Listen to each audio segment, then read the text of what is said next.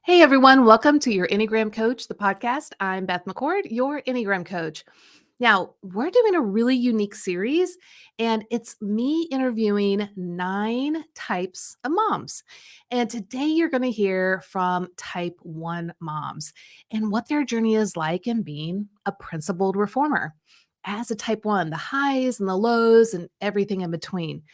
Well, moms out there, have you ever wished you could be with other people that understand you? I mean, like, really understand you? Well, that's what this is all about.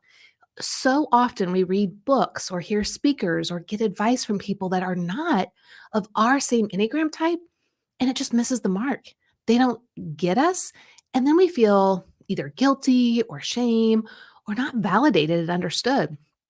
So, this summer, we put something together really unique and amazing, and it's Enneagram for Mom cohorts. And registration is open right now, this week. And so, May 6th to May 13th. Now, the groups are going to start June 10th, the week of June 10th, all the way to the week of July 29th. There are 9 types, right? But there is a morning cohort for each and an evening cohort. So you can pick which one fits you best. But here's the thing, there are only 25 spots. So if you're interested, you got to jump in as soon as possible to get your spot at my Enneagram coach.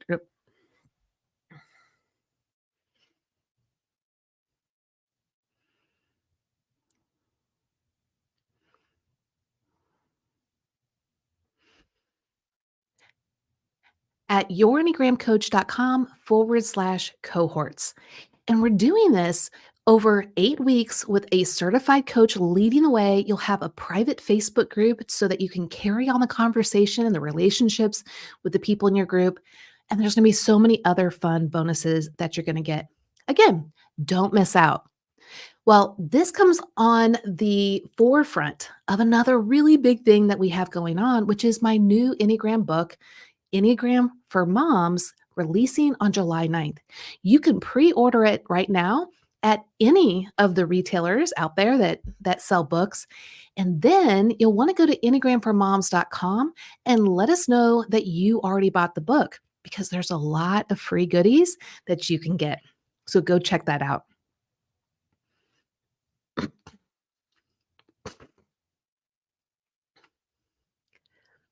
So today's episode is me talking with 3 type 1 moms. This gives you a little sneak peek of what those cohorts are going to be like. We're going to be able to talk authentically and about the highs, the strengths of the type 1, but also some of the struggles that maybe a type 1 mom wouldn't normally talk about or share. And this can be very validating for those that are type 1 moms out there, but also it can help those that are not type 1 moms to better understand what they're going through. So, let's jump in right now and listen in to my conversation with the type 1 moms.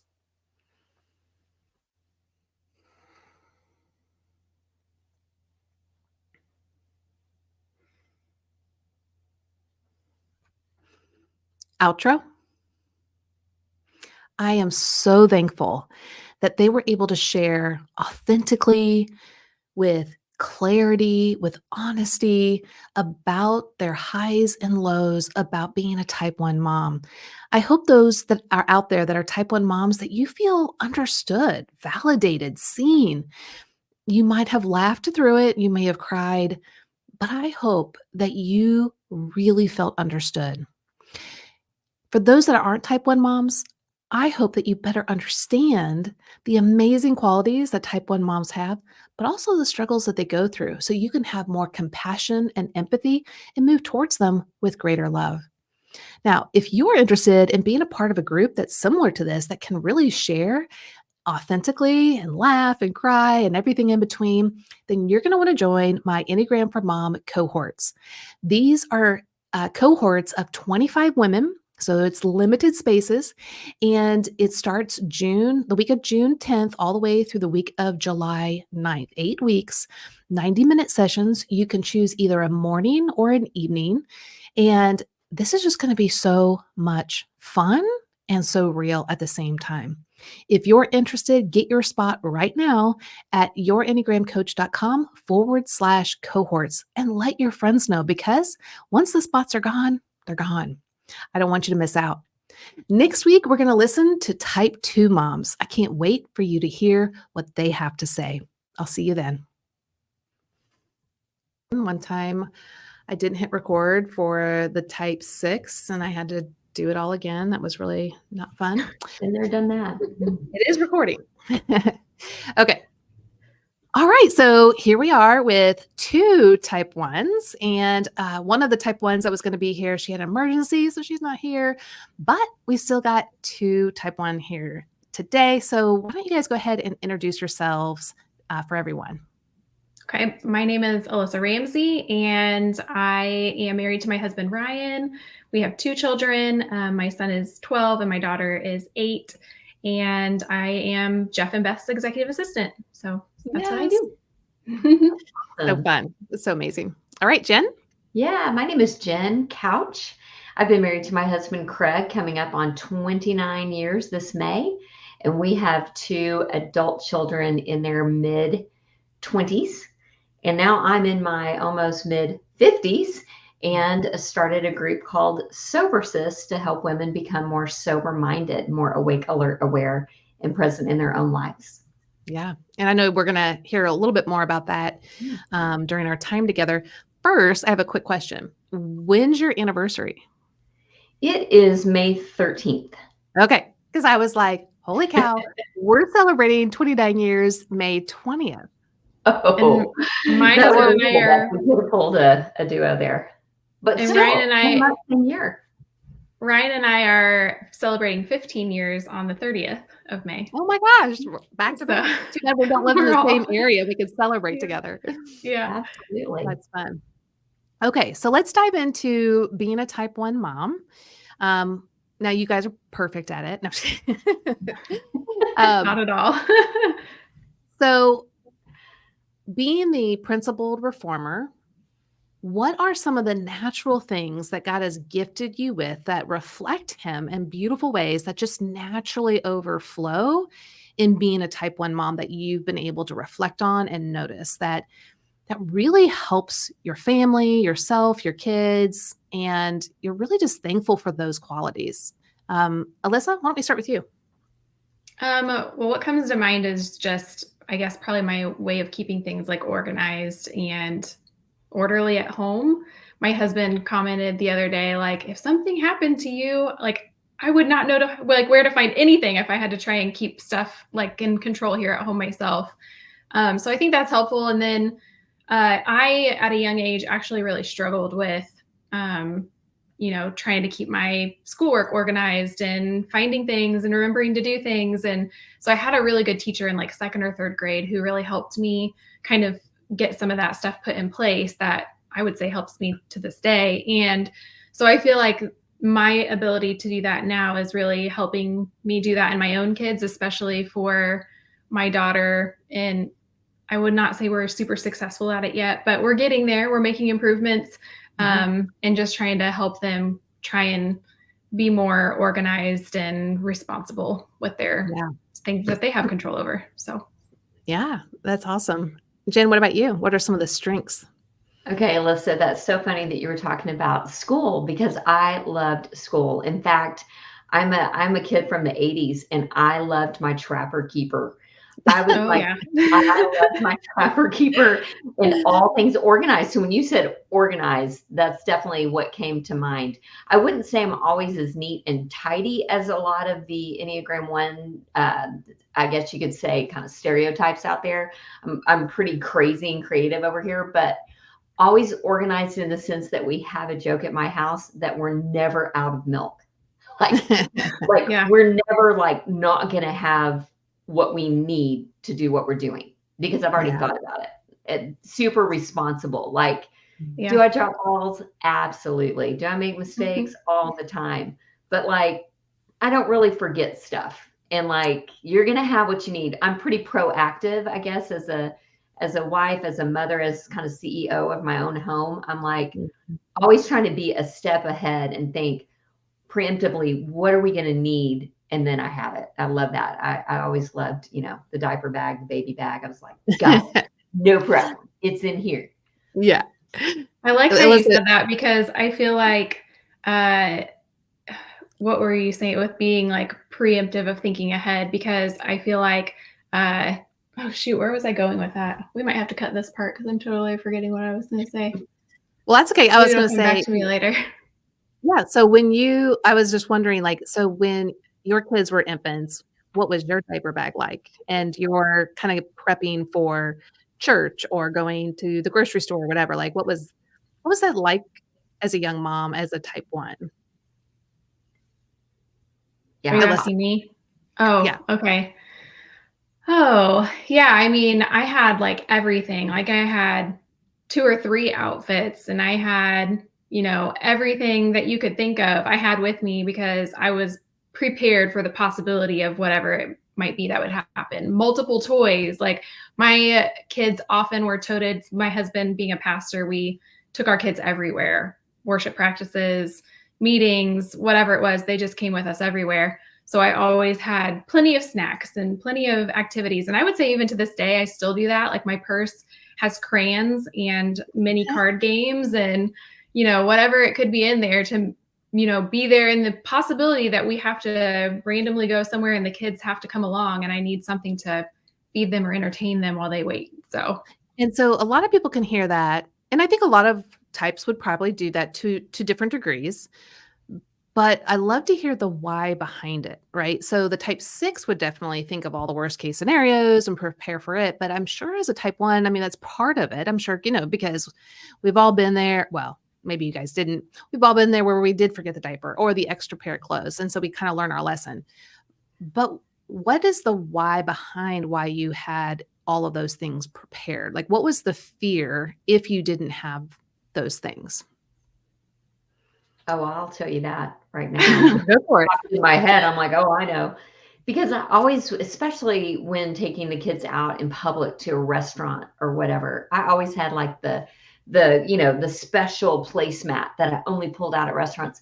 And I think I did that because I wanted to set them up for success to be able to behave and be great kids because I set them up for success. Mm, Not in necessarily an achieving way, but more right. like I don't want to bring my kids into a restaurant or a grocery store strung out, in need of a nap, not prepared for what they need.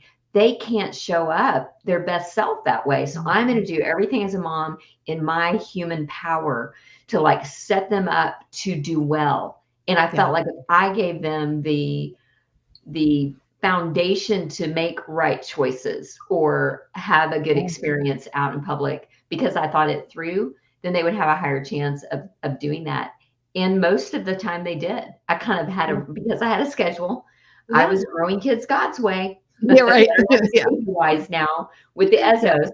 Oh, I was all Yeah. in. And fortunately had healthy children that adhered very well to a schedule. Mhm. So I planned all of my errands, all of my tasks around that schedule. So rarely did I contend with a super fussy kid because I knew their time to not be Mhm. fussy was my window that we could all have a good time.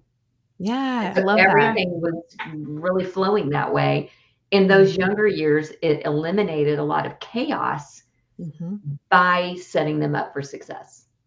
Yeah, yeah, and that's I good. love I that. think You feel better. if I was to try and like piggyback off that a little bit, would be just I think for me, and we've talked about it before, Beth, was my fear of like my kids maybe acting out and Mhm. then being concerned about what the repercussions of that would be, whether it be embarrassment or having to try and Mm. discipline them or control their behavior in public, or maybe what others might think if my kids weren't behaving like I wanted them to or expected them to. So I think that And all I'm kind of assuming it's not always helps because that. a type 3 possibly could be more like, what do people think as in, like, image? Am I admired? Do I have status? In that kind of a realm, but for a 1, I'm assuming that it's what do people think? Am I doing the wrong thing? Am I making a mistake? Mhm. Is that or are they judging me or being critical in their mind of me? Is that probably what it is more? Absolutely. Oh yeah, for sure. Yeah, that resonates with me too. Yeah. Mhm. Sure. Well, that's really fun. And I love the whole Jen, like what you're saying, like I had the special placemat, and it was, and as I you guys were had one of saying those too. this, as you guys were saying that, I was thinking, okay, I can see a lot of my one that came out when my kids were younger. Um, but and it was true, but mine was to keep the peace. And it was to not have the chaos, but it was so that I didn't have to deal with so everyone could be at peace and happy and fine. And I didn't want to have to discipline, especially in public, because I didn't want them to feel ashamed or Yeah. corrected in front of other people. And I'm sure you guys felt that same way. I wanted Mhm. them to feel um, seen and like they're important. And so I too wanted to set them up really well. So I love kind of hearing that, but kind of knowing my perspective as a 9, it was just a little bit different. It was, um, there were probably more times than what you guys would experience that I would forget to set them up well by having all the things that I needed to have, and that's what's so amazing about our types, and I utilize the type 1 part of my heart, the wing, but I'm still a 9. And so Mhm. hearing you guys, it's really intriguing to know, wow, you guys are doing a fabulous job setting your kids, your family up for success the best way you can. And I'm glad that people can hear that because there are going to be some people listening to this that had type 1 moms that weren't maybe as healthy and or they didn't even know that was what was behind some of the things they experienced. Like they were trying to do what was right, but what they Yeah. experienced was something very different. So I kind of, well, so one, I just want to say thank you for sharing how amazing type 1 moms can be, but it's also really hard. And there's times where those qualities slip into a less healthy category and it's not as great. Can you share with some things that you notice as a type 1 mom that is an actual struggle and it might impact your family in a less in a way that's just less as, I guess, needed or wanted with your family?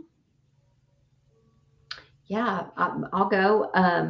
I think, when I think of being an Enneagram 1, I kind of see myself as, a rational reformer.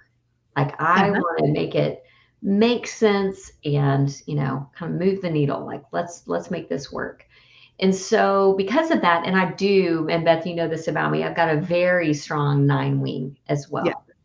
And so I think if you combine a strong, a 1 with a really strong 9 wing, I'm kind of an idealist.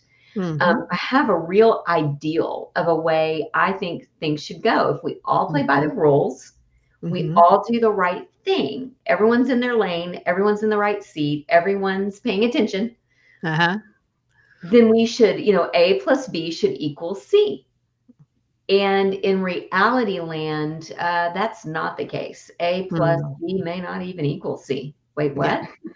And maybe everyone's not going to follow the rules or be as idealistic as I am. And so Yeah. that was a constant adjustment of like, oh wow, I had this great picnic planned at the park, and I brought the little ranch for the little carrots and blah blah. And now they're fighting on the blanket. Yeah. Wait, this was not part of the scene in my mind of Yeah. the relational perfection that I Yeah. had assumed that we could all just take the high road, peaceably get along, and do the right thing. And so when natural occurrences of it's too hot, people are fussy, Mhm. conflict arises, it was internally for me a real bummer. Externally, I could kind of, smile it through, but internally it was a real bummer. Yeah. And that sometimes caused me to go inward and feel frustrated, and I'm sure Mm. that came out too. And with the frustration, did that come out for type 1s, a lot of times they're trying to stay buttoned up Yeah. and maybe repress some of that frustration slash anger, disappointment, whatever level, it is, and kind of repress it again to appear more in control. But really internally, it's like things are simmering and it's like, I really don't want to get to a boiling point. And so I'm going to just like keep this at bay and I'm going to try to fix things, reform things, perfect things, as best I can so we don't get to that place. So the repression of the frustration, the repression of the irritability, the anger, whatever you want to call it, tends to seep out sideways. And I would love to hear when those moments happen for you, how did you communicate in a way that was less helpful to your kids? And it could be even through body language. You probably weren't yelling, and doing big things, but how did you communicate that might have landed on them in a less helpful way?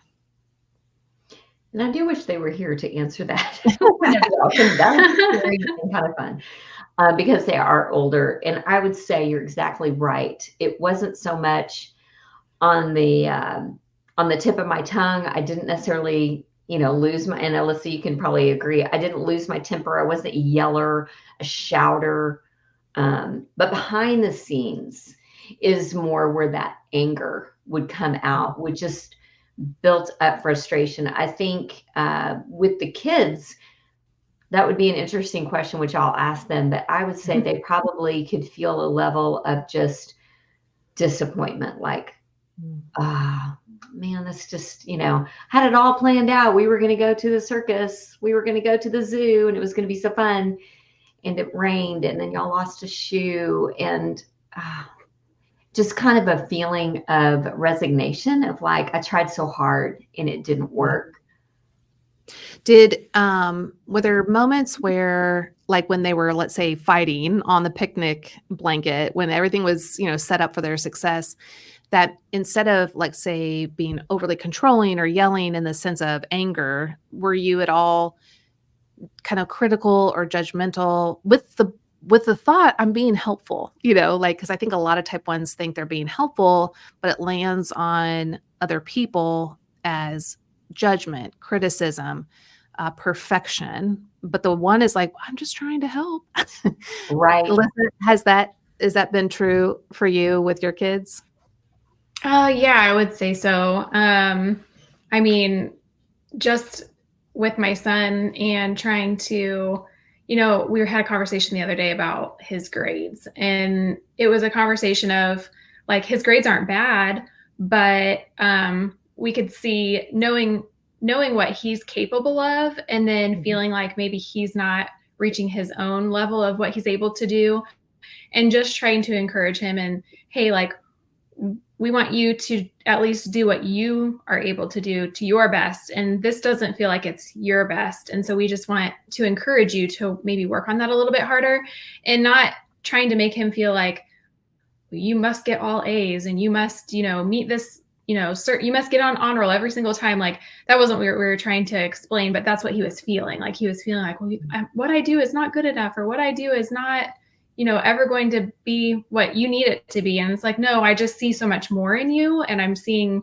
that you could maybe, make some changes to just trying to find the right way to explain that to him so that he's not receiving it in a way that's not helpful, I guess.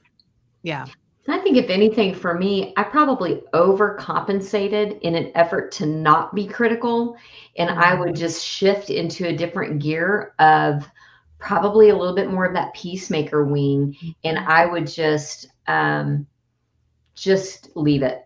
I was probably less vocal and more internally resigned to just, I don't want to push. I'm so hyper aware, because I've been working on myself really as long as I can remember, to not be critical and judgmental externally as maybe I can be internally. Is the minute that comes up, I kind of try to shoot that down. Why? Because it doesn't feel like the right thing to do. It doesn't feel like a good person to be critical. And so that overrides my desire to be critical, to the point that I probably didn't. I mean, I'm glad to hear that you did that, Alyssa, but that you said, I think you can do more, because if anything, I wished I would have certainly not pushed or pressured my kids, but I probably lowered my standard in an effort to not be critical and not push them away. And my natural oneness probably didn't get to come out as much. I was constantly kind of suppressing that and going into my, 9 peacemaker wing of just the peace, or going into that 7 part of me, which felt way more fun in my family. We're all in the gut triad, my whole family. Yep. I'm married to an 8 with a strong 7 wing. Our oldest, my daughter, is also an 8 with a strong 7 wing. And our son is a 9 with a 1 wing. And I'm the one with a 9 wing. So you can see Yeah. the foursome Yeah. splitting right there into 2 parts. It seemed like, and we can get into that, but I really probably over identified with my son. And there was a lot of Mhm. triangularization. That's a word. Mhm. Yep. Where it was kind of like, ooh, we've got the aggressor, we've got the aggressive stance, we've got people coming forward, and then Yep. we've got the victim, the person that's just kind of getting it, taking it. And Yep. then my job, that I gave myself, nobody asked me to do it, was to be the rescuer. Yeah. No, it's so good that the self-reflection and the understanding of you and your family. One thing I want to point out, though, it's what's so interesting is as you were saying, that you actually, when anger, frustration, all those things would rise up, you would actually try to go the extra mile Yeah. to go an opposite direction. Although the defensive strategy or the defensive mechanism of the type 1 is reaction formation, which is that. So like when anger comes up, it's like, wait, no, that's bad. So I'm going to do the opposite. And it's not that it's the opposite, that it's not true of you. It's not the opposite that you're being fake. It's not that, but it is a way to go, no, that's wrong. That's bad. What is the other way of doing it? And so actually, I want to piggyback on that topic, Jen, because I think this goes really great with your journey with Sober Sis. Because there's nothing wrong, well, at least in our opinion. I know there's going to be people listening that any touch of alcohol is wrong and bad.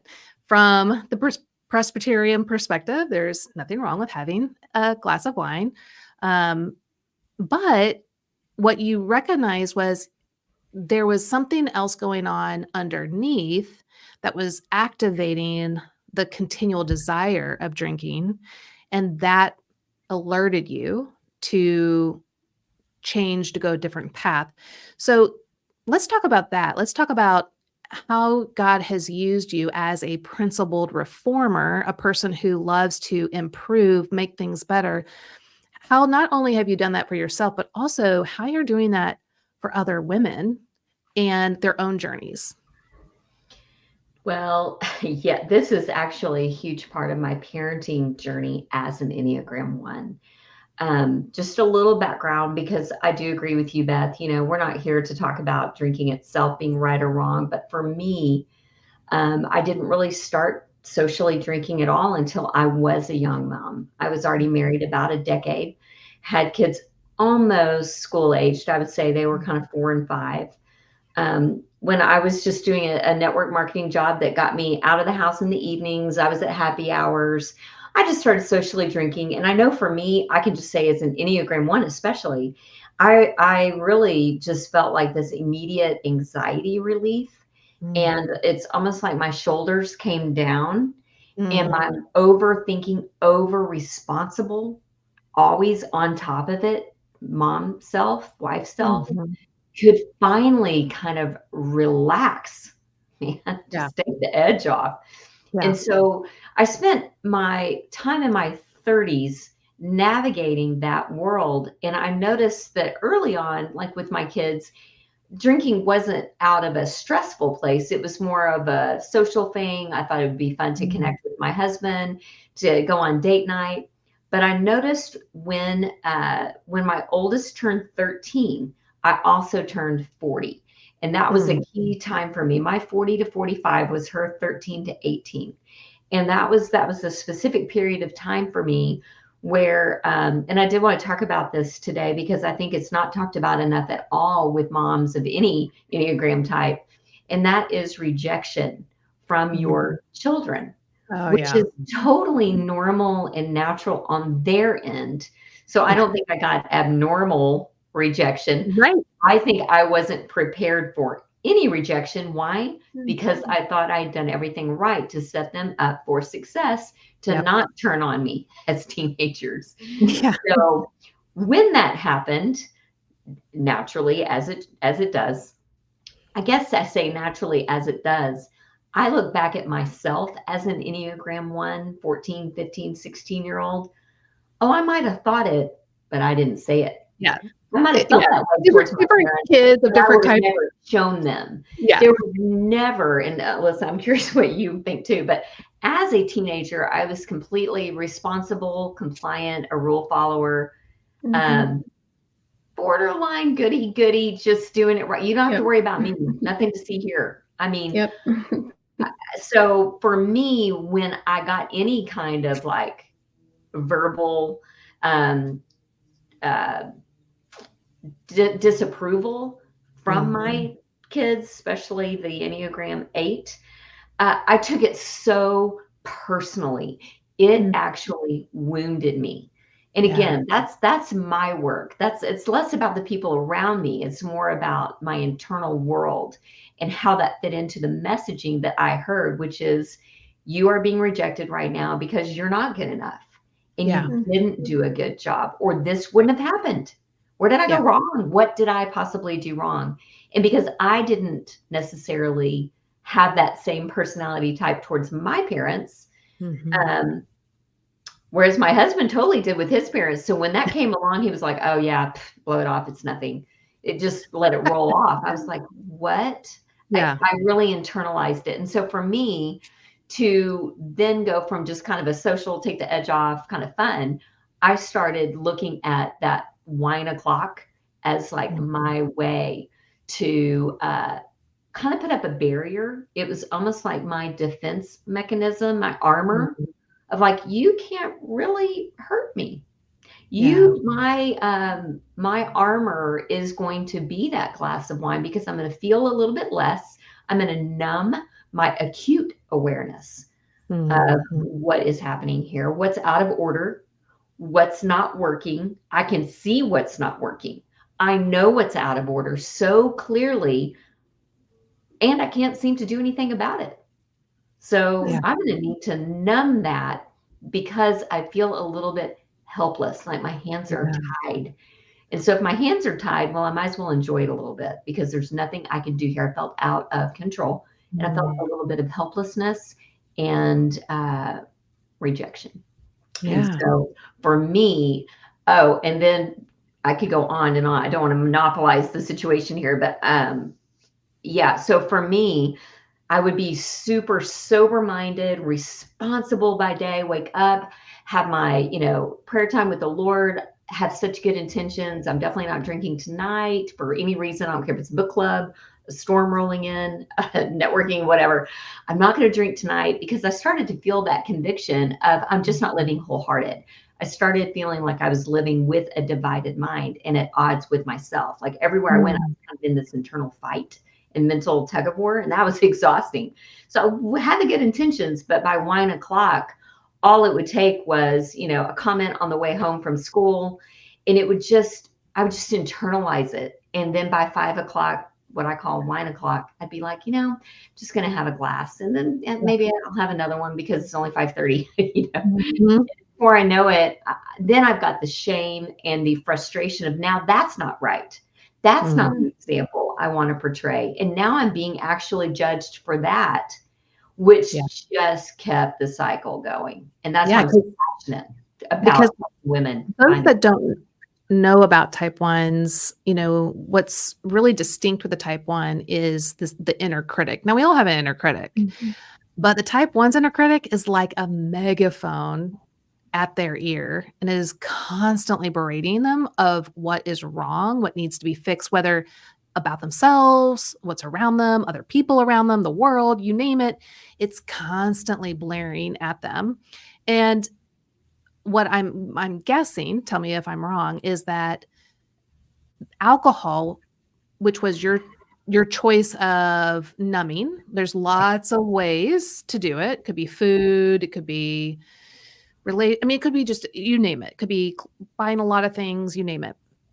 But for you, the wine, I'm guessing, helped to turn the volume of the loud inner critic down just enough where you weren't just inundated with it. Is that kind of what was going on? Totally. It was just exactly like you just described. It was like turning down the volume. I'm still high functioning. I'm getting stuff done. I'm not the crazy mom that's just out drinking Yeah, or, just not I'm just not fully there enough that I am also numbing a lot of my joy, yeah, resilience, yeah. ability to do hard things. But I'm also numbing the hurt feelings, the rejection, the conflict inside, the conflict outside. Um, yeah, for And then sure. the Turning it problem is the next day, that inner critic is like, "Oh, by the way, let me Oh, let's also do it at add." 3 a.m., shall we? Let's Okay, do that at 3 in 3 the AM. morning. "Oh, Yeah, by let's the do the way, I'm gonna 3 a.m. add wake-up call another that big we thing. all dread You having. need to feel guilty for drinking and shame Oh, yeah, and I all wake the up things." with a little bit of a dry mouth and a thinking, "Oh, no. Oh, I did it. I kinda did it again. I wasn't gonna have anything and, 2 or 3 glasses." Maybe Yeah. even finished off a bottle, But which I thought, before people start thinking like, "Okay, so the solution is to never drink." Well, that isn't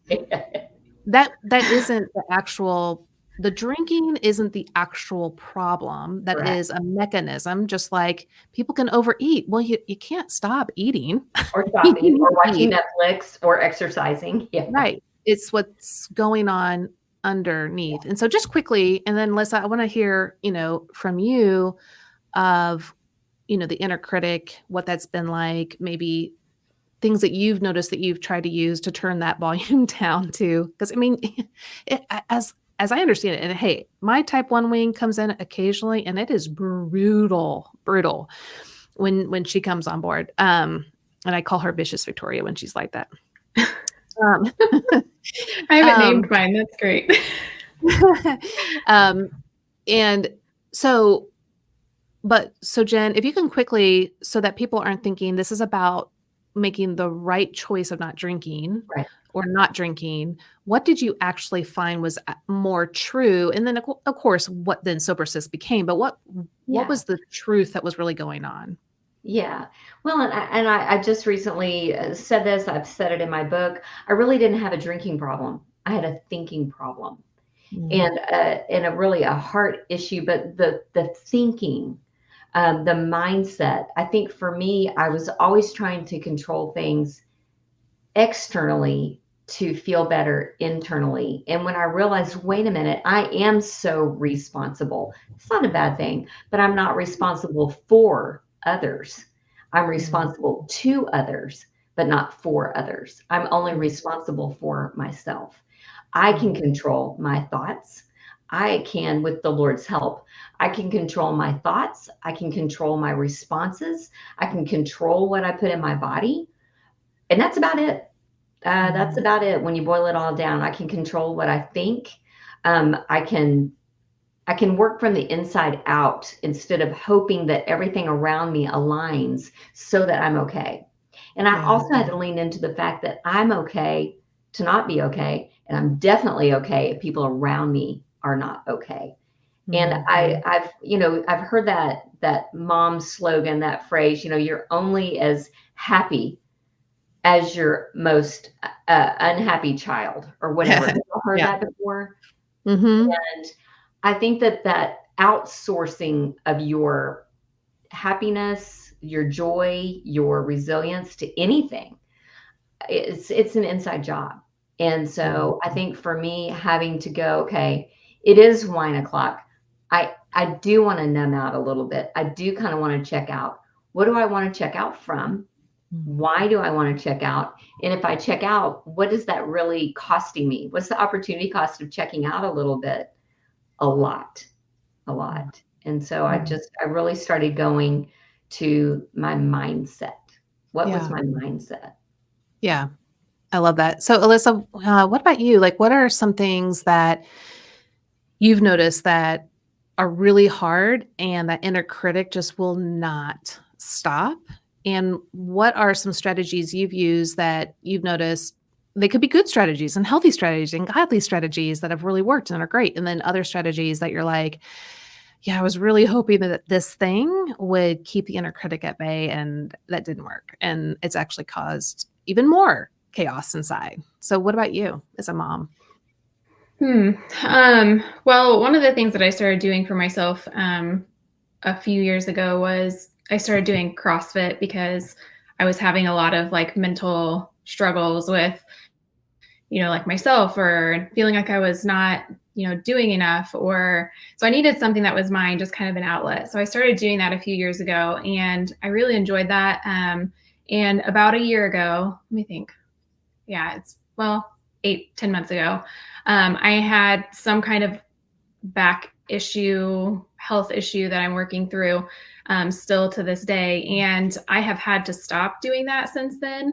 And it has really had me, in some essence, I've kind of spiraled at times about like, okay, now I'm in this situation where I can't do things like I normally would, even just on a normal day to day basis level of meeting my own expectation of wanting to provide awesome meals for my family every night, or taking my kids to all the things, or, whatever that might be, and having to kind of reevaluate that. But then taking that piece of something that I had found that I'd finally really enjoyed, that was something for myself, and having that stripped away was Mhm. really hard too. And so I have really, and it's something that we should do anyways, or whatever. It's beneficial in terms of spending time with the Lord. But for me, like, that has been what I have found to be what I have as my go-to to try and help quiet that down. And I don't know, maybe that was part of the reason why, I've kind of am in this season that I'm in, but, you know, maybe it was to point my mindset in my direction, more in that Mhm. direction, to focus more on the Lord in this season, and hear what He has to say for me. Mhm. But that has been a huge help in helping quiet that down. And then also, like, having good people that I can kind of bounce things off of, whether that be my husband or a friend, that are good sound advice people that can really be like, hey, like, here's actual reality, or here's where you're actually succeeding and doing well. Let's take all this head trash, that you like to call it, and set it over here, and let's really truly dissect what's actually true about what you're hearing, or Yeah. um, what's actually going on. And that's really helpful, because I think that inner critic for me can really cause me to spiral, and those thoughts oftentimes aren't even true, but they feel like truth. Because you can come up with all these reasons for yourself as to why, like, well, this is true because, this is what's going on, or because of XYZ. And in reality, like, it's not actually, you know, true, or not as strong as a thing as what we're making, a big of a thing as we're making it out to be. Yeah, 'cause, like, and that's why I use that analogy of it's the inner critic is like it has a megaphone. Like, it's Mhm. making it a really big deal. And sadly, when I talk to most ones, it the inner critic gives the impression that it's basically the Holy Spirit or it's what you should follow. And I'm like, yeah, the Holy Spirit is loving, kind, peaceable, good, faithful, all the fruits of the Spirit. There is no more judgment because of Christ. So no more condemnation. Like that he is gracious. He's, all the things that, the scripture talks about God and Jesus in the Holy Spirit. And the critic isn't that way. Now, that doesn't mean that everything the critic says is wrong or bad, but to hang our hat on the inner critic as if, oh, that's what I need to follow. No, because if it's not speaking life over you and it's not speaking truth over you, it might be telling you to do something quote unquote right, but is it with the right framework, the right mindset? And that's where the renewing our mind, where we can do the same right thing, but we need to do it from a place of freedom, a place of liberation from Christ, unconditional love, great, all the things that he gives us. And so I know that that's a real moment of freedom for type ones when they recognize, wait a second. Yeah, I always thought that was the voice I have to follow. And I've always followed it no matter what. And you're saying I don't have to? Like, wait, what? And it's a real, like, their mind doesn't even know what to do with it for a while. Yeah. But then once they start to see the two sides, okay, what is the Holy Spirit like? What is Jesus like? And then what is this inner critic like? Oh, okay. And then start to really assess who do I want to listen to? Again, we'll follow truth where truth really is, but follow the one that actually speaks life, over you. And I So does think that kind of what y'all sense? talked about is connection.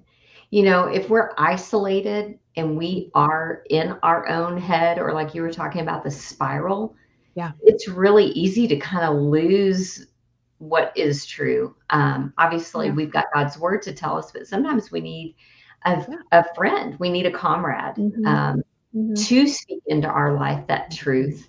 Or just even speak into other people's life the truth and how Yeah. that benefits everyone. And so I think connection, that's another thing that really changed for me. I really tried to kind of fix a lot of things on my own, thinking, well, get it together, Jen. This is not okay to talk about, especially in Christian circles. Anything that's stereotyped or stigmatized or that has a lot of legalism around it. It was really hard for me to even talk about a topic like drinking because it felt like such a black mark on me. Like, oh no, I don't want to be labeled. That kept me very silent for a Yeah. very long time. Even the name sober sis was a challenge for me to use the word sober because Yeah. of all of the connotations. I don't even really identify as like a sober person. I'm more of a sober minded Yeah. person. And so I had, working through that has really been with others, not by myself. Yeah. So as we wrap it up, one thing I'd love for you guys to do is think about through motherhood. I'm particularly thinking in my mind the young mom because Libby, my daughter, just had our first grandson 2 months ago. So it's just like fresh on my mind, the young mom, which is true because you kind of get thrown into this world that you thought you were ready for, and it's very different. So definitely keep that in mind. But it could be moms of any age, any stage, and they're type 1. The things that you have learned that God has given you the ability to reflect on, understand.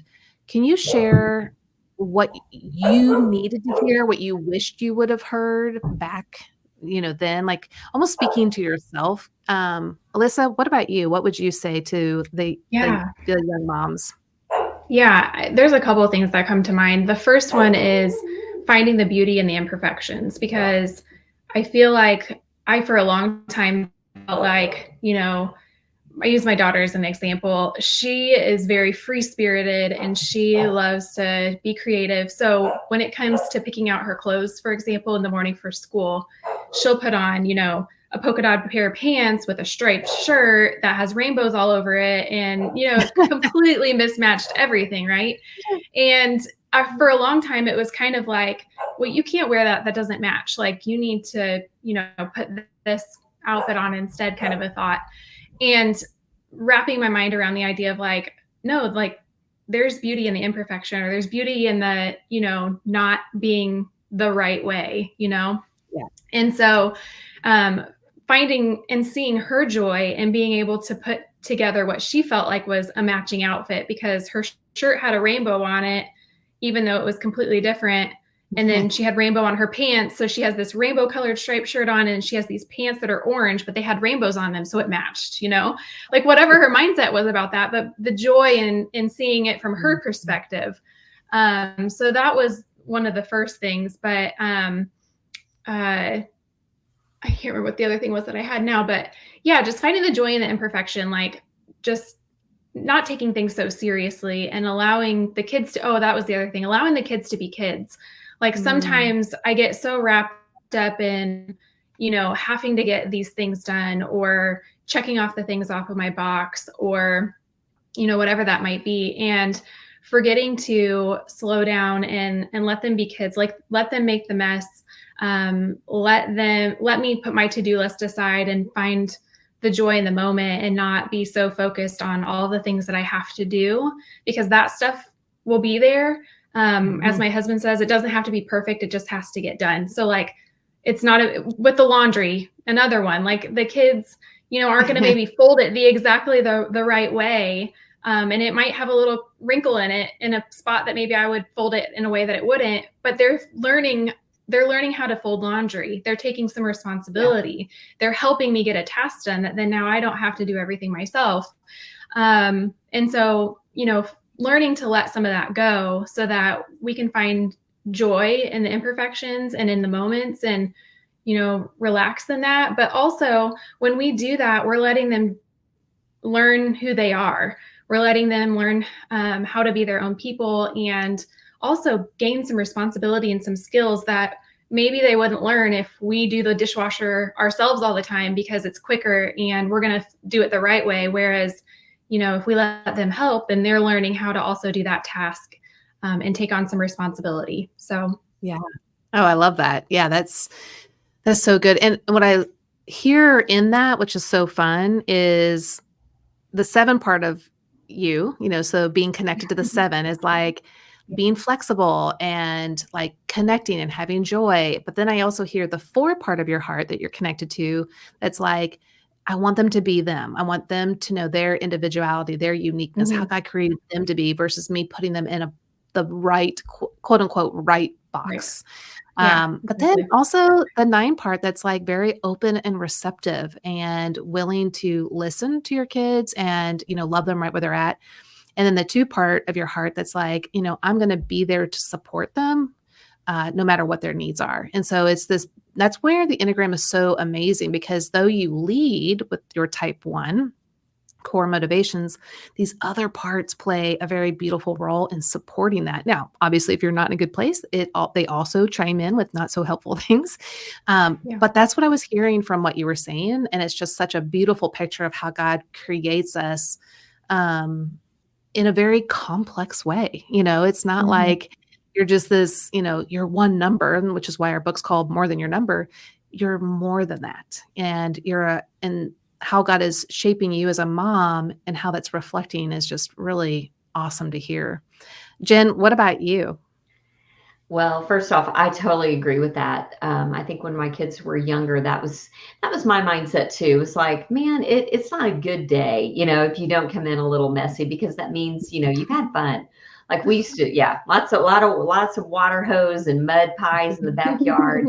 I did kind of embrace that because I think it was really fun. I think, talking to a young mom or a mom who has not yet entered those teenage years, which I've come out of, but I wish somebody would have said this to me, that it's okay if your kids pull away and go on the dark side of the moon for a minute. They will come back. You didn't lose them. They're not gone. They're just distancing a little bit and it's going to be okay. And during that time, what an opportunity to work on your own self-care, your own boundaries. Yeah. I think I got so focused on trying to make it all okay around me that I forgot me. And then I was of no service to anyone. If you don't put your oxygen mask on first, how are you going to help anyone else on the plane that feels like it's going down? Put yours on first. It's okay to take some time and just go, you know what? That is crazy. That is absolutely crazy. And that's okay. It's, a hormonal whirlwind when you're sometimes crossing paths with emerging teenagers and just lots of grace and lots of space for yourself. And, don't forget to take care of yourself. That's not selfish. Self-care is not selfish. It's vital. It's not optional to living a really wholehearted life. And, boundaries, work on it. Work on you during those challenging years instead of forgetting you and just trying to change everybody else. Yeah. And I think most of us, no matter what type we are, we're trying to change other people or fix other people so that whatever expectations we think will alleviate the stress or the anxiety or the anger or sadness, whatever we're dealing with inside, if they would all change, then we would be fine.